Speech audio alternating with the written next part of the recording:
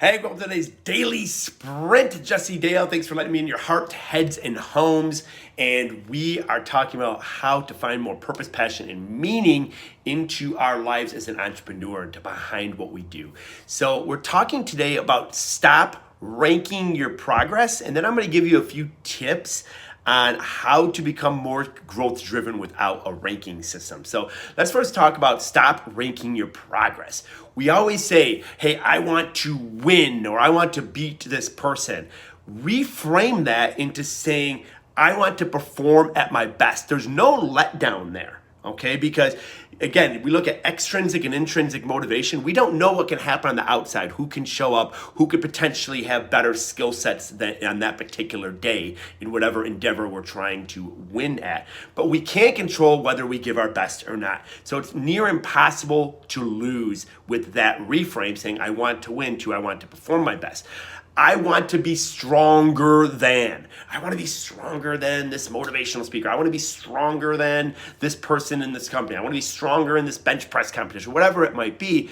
Instead, reframe that. I am a strength-driven person, and I will continue to increase my strength over time.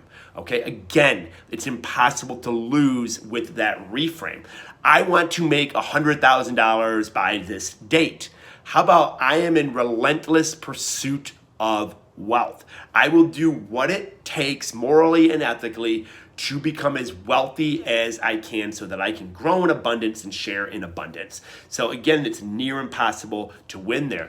So a good way to really get these things to put in fruition, you want to reframe your rhetoric, but as David Brooks puts it in The Second Mountain, he's big on commitments. So I'm going to just go over a few things of what happens when you commit to something. So something that commitments will give you in your life. Reading kind of right out of the book.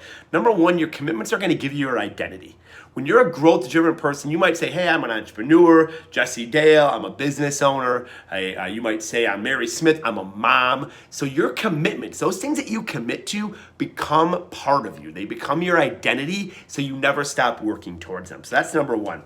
Our commitments give us a sense of purpose. When you say, hey, I am a mom, I am an entrepreneur, they provide a direction and a sense of purpose and meaning in our life. When we are well off, we chase the temporary pleasures that actually draw us apart. So when we have purpose, it's not for being well off so we can go build a house in isolation with everyone. When we have purpose, it's in servanthood to others, and it actually brings us closer to people. So that's a great point on commitment.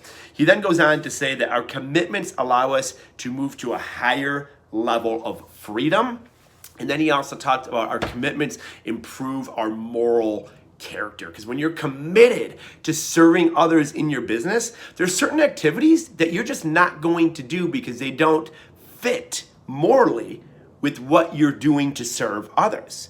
Okay, I can't go and just and become a drug addict or start drinking, a fifth a day or whatnot, because those activities would not fit into the moral fabric of me being a growth-driven person and a leader to other human beings. So I really love that last one, defining our moral character. So really hyperanalyze your commitments, implement those commitments, and stop engaging in the ranking type talk. You're a growth-driven individual. Go get it.